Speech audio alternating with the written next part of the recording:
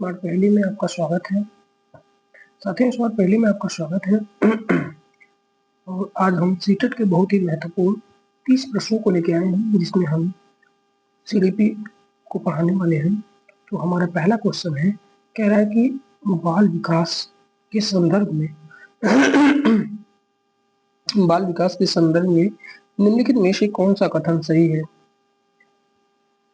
विकास केवल आनुवंशिकता द्वारा निर्धारित होता है। विकास की गति सभी बच्चों में एक समान होती है। विकास एक निरंतर और बहुआयामी चलने वाली प्रक्रिया है। विकास केवल बाल्यावस्था तक ही होता है। तो साथियों, इसका सही जवाब क्या होगा? विकास क्या है? विकास एक निरंतर चलने वाली क्या है? बहुआयामी क्या है? प्रक्रिया है। विकास क्या है? बहुआयामी प्रक्रिया है, जो कि कंटिन्यूअस चलने वाली एक लॉन्ग टाइम प्रोसेस है। उसके बाद हमारा अगला क्वेश्चन कहता है कि जीन पियाजे के संज्ञानात्मक विकास के सिद्धांत के अनुसार किस अवस्था में बच्चा संरक्षण की अवधारणा सीखता है? क्या वह संवेदी गामक अवस्था है, या पूर्व संक्रियात्मक अवस्था है, या मूर्त संक्रियात्मक अवस्था है, या औपचारिक संक्रियात्मक अवस्था है? इसका सही जवाब क्या होगा? आप कहेंगे सर, इसका सही जवाब होगा कि जब बच्चा मूर्त संक्रियात्मक अवस्था में पहुंच जाता है तो वो क्या करता है? संरक्षण की अवधारणा क्या करने लगता है? सीखने लगता है। ये बताने वाला कौन है? ये जीन पियाजे साहब बताते हैं। उसके बाद अगला क्वेश्चन कहता है कि जो लेवबाइरोस्की के अनुसार बच्चों के संज्ञानात्मक विकास में सबसे महत्वपूर्ण भूमिका किसकी होती है?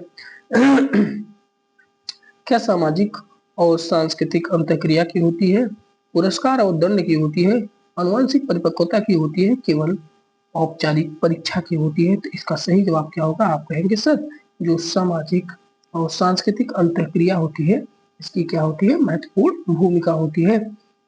उसके बाद कहता है कि वाइगोत्स्की के सिद्धांत में पाठ का क्या अर्थ होता है? बच्चे को पूरी तरह से स्वतंत्र छोड़ देना, आवश्यकता पड़ने पर वयस्क द्वारा अस्थायी सहायता देना, या बच्चे की गलतियों पर उसे दंडित करना, या केवल परीक्षा के लिए उत्तर रटाना? तो इसका सही जवाब क्या हो जाएगा? इसका सही जवाब हो जाएगा आवश्यकता पड़ने पर वयस्कों द्वारा दी जाने वाली अस्थायी सहायता। जैसे जब हम साइकिल सीखते थे तो हमारे घर का जो सबसे कोई भी हमसे जो सीनियर होता था, वो पीछे से उसका कैरियर पकड़ता था और धक्का देता था और हम साइकिल चलाना सीख जाते थे। वो एक टेम्परेरी हेल्प होती थी। उसी प्रकार अब हम अगले क्वेश्चन पे आ गए हैं। कह रहा है कि लॉरेंस कोहलबर्ग के नैतिक विकास के सिद्धांत के किस स्तर पर बच्चा समाज के नियमों और कानूनों का पालन करता है?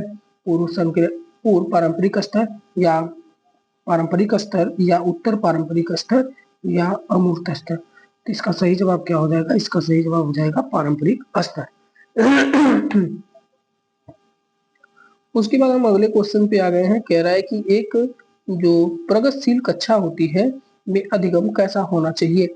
शिक्षक केंद्रित और केवल पाठ्यक्रम जो पाठ पुस्तक पर आधारित होना चाहिए, या निष्क्रिय और रटने पर आधारित होना चाहिए, बाल केंद्रित, सक्रिय और व्यवहारिक होना चाहिए, या फिर केवल अंक प्राप्त करने के उद्देश्य से होना चाहिए? तो इसका सही जवाब हो जाएगा कि बाल केंद्रित, सक्रिय और व्यवहारिक होना चाहिए, जो एक प्रगतिशील कक्षा का अधिगम होना चाहिए। ऐसे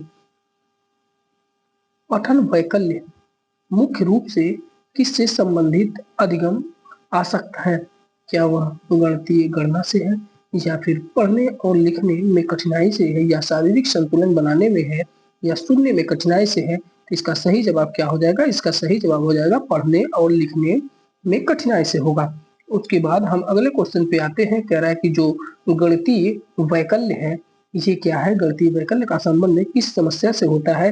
या भाषा समझने में होता है, या गणितीय गणनाओं को करने में होता है, या स्पष्ट बोलने में होता है, या लिखने में हाथ के नियंत्रण से होता है? तो इसका सही जवाब हो जाएगा गणितीय, जब जिसमें कैलकुलेशन डिस्कैलकुलिया आ जाए तो वो गणितीय गणनाओं से संबंधित होता है।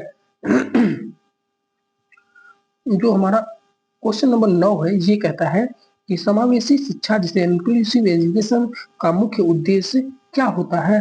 तो केवल दिव्यांग बच्चों को अलग विद्यालय में पढ़ना होता है? सभी बच्चों को, चाहे उनकी क्षमताएं कैसी भी हो, एक ही साथ समान अवसर देना होता है? या केवल प्रतिभाशाली बच्चों पर ध्यान देना होता है, या कमजोर बच्चों को कक्षा में अलग करना होता है। तो इसका सही जवाब हो जाएगा सभी बच्चों को एक साथ और उनको समान अवसर, उनकी क्षमताओं को कैसी भी हो उनको समान अवसर प्रदान करना चाहिए।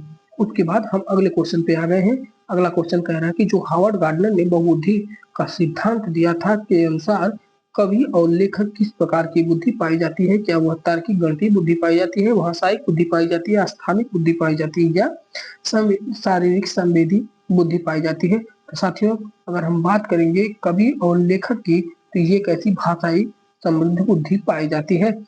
उसके बाद अगला क्वेश्चन कह रहा है कि अधिगम के लिए आकलन का मुख्य ध्येय किस पर होता है? छात्रों को ग्रेड और अंक देने पर होता है, सीखने की प्रक्रिया के दौरान सुधार और प्रत्युष्टि देने पर होता है, वर्ष के अंत में वार्षिक परीक्षा लेने पर होता है या बच्चों की आपस में तुलना करने पर होता है? तो इसका सही जवाब क्या हो जाएगा? इसका सही जवाब हो जाएगा सीखने की प्रक्रिया के दौरान सुधार और प्रत्युष्टि देने पर होता है। अगला क्वेश्चन कह रहा है कि बाल केंद्रित शिक्षा शास्त्र का अर्थ क्या है? क्या बच्चों को शिक्षा का अनुकरण करने को कहना, बच्चों को शिक्षक का अनुकरण करने को कहना या फिर बच्चों के अनुभव और उनकी आवाज को प्राथमिकता देना या शिक्षक द्वारा पूरी कक्षा को नियंत्रित करना या केवल पाठ्य पुस्तक के अभ्यास हल कराना? तो इसका सही जवाब क्या हो जाएगा? इसका सही जवाब हो जाएगा बच्चों के अनुभव और उनकी आवाजों को प्राथमिकता देना होता है। उसके बाद अगला क्वेश्चन कह रहा है कि अगर हम जेंडर की जो जेंडर एक क्या है, कैसी अवधारणा है? ये जैविक अवधारणा है या सामाजिक अवधारणा है या शारीरिक अवधारणा है या अनुवांशिक अवधारणा है? तो जेंडर क्या है? जेंडर एक सामाजिक अवधारणा है।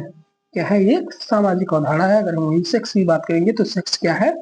एक जैविक अवधारणा है। अब हम क्वेश्चन नंबर 14 पे पहुंच गए हैं साथियों। कह रहा है कि प्राथमिक समाजीकरण का मुख्य कारण कौन सा है? क्या वो विद्यालय है, परिवार है, मीडिया है या सरकार है? तो इसका सबसे प्राथमिक कारण क्या है? परिवार होता है।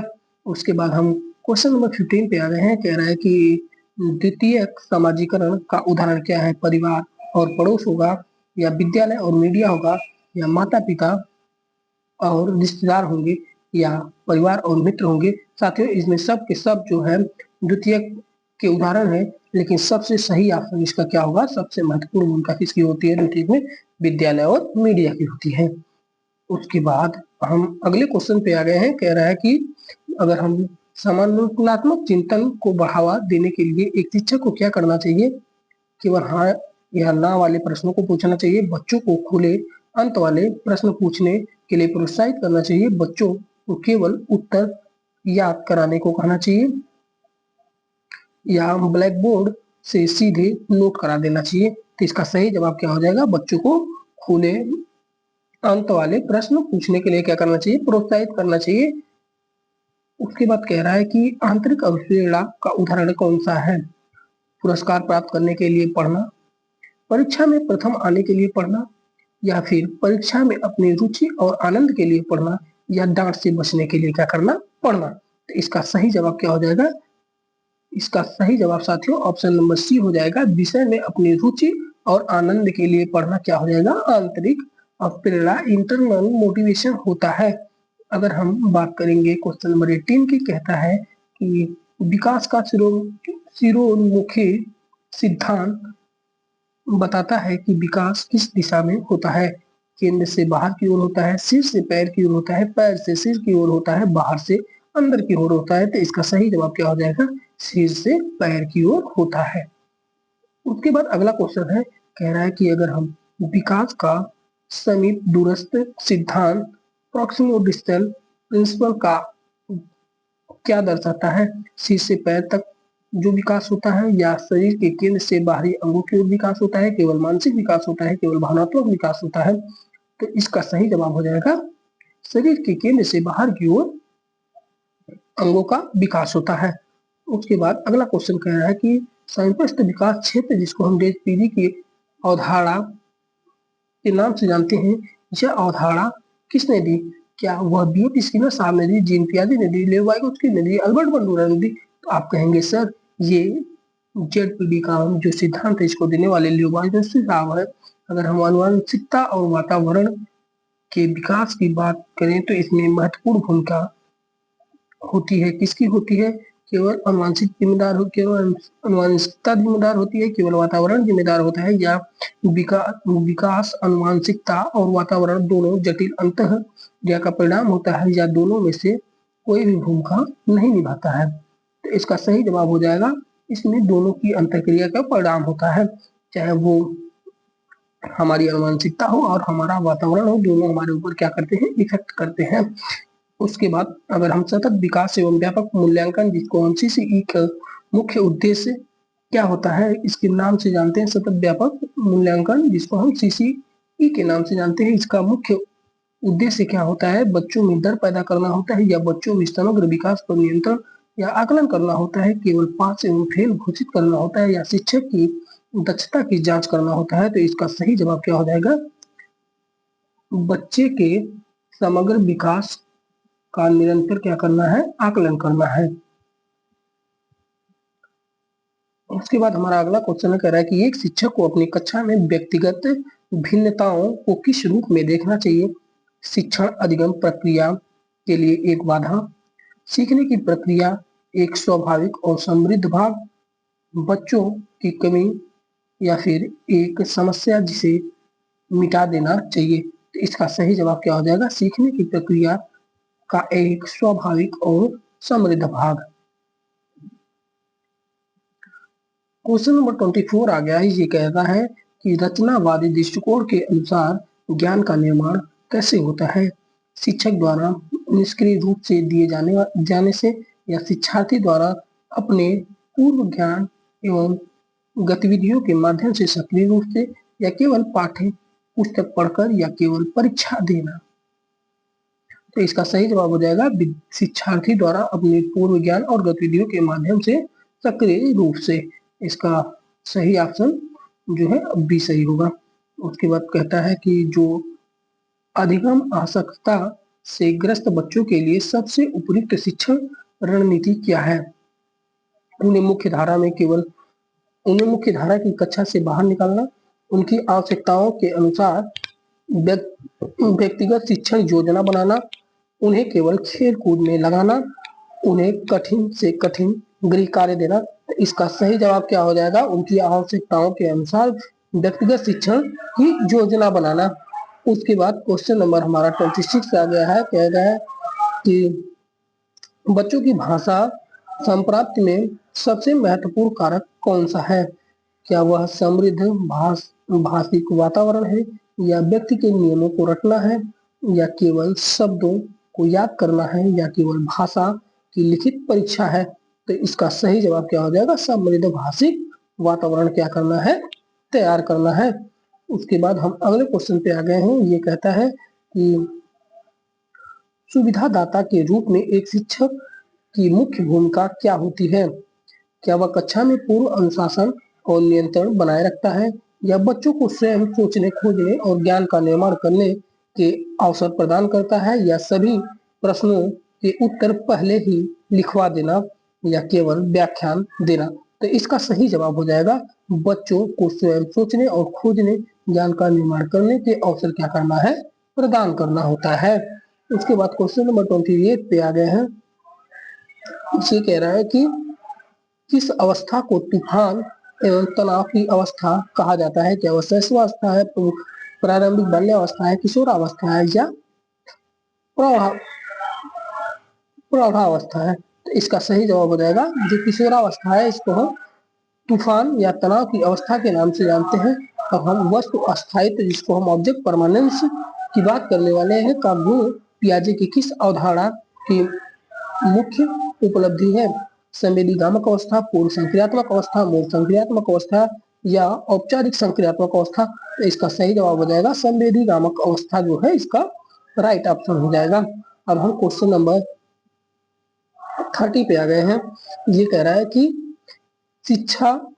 राष्ट्रीय शिक्षा नीति 2020 एनईपी 2020 किस पर बल देती है? परीक्षा के लिए सीखना, या फिर 3R रीडिंग, राइटिंग और अर्थमेटिक पर केवल ध्यान देना, या अवधारणात्मक समझ, कॉन्सेप्चुअल अंडरस्टैंडिंग और बहुविषयकता या योगात्मक मूल्यांकन, समेटिव असेसमेंट, किस पे वो बल देती है? ये किस पे देती है? ये अवधारणात्मक समझ और बहुविषयता पर क्या करती है? बल देती है। साथियों, इसी के साथ हमारी जो आज की क्लास रही ये समाप्त रही। हमारी क्लास कैसी लगी आपको? आप कमेंट बॉक्स में कमेंट करके जरूर बताइएगा। Thank you.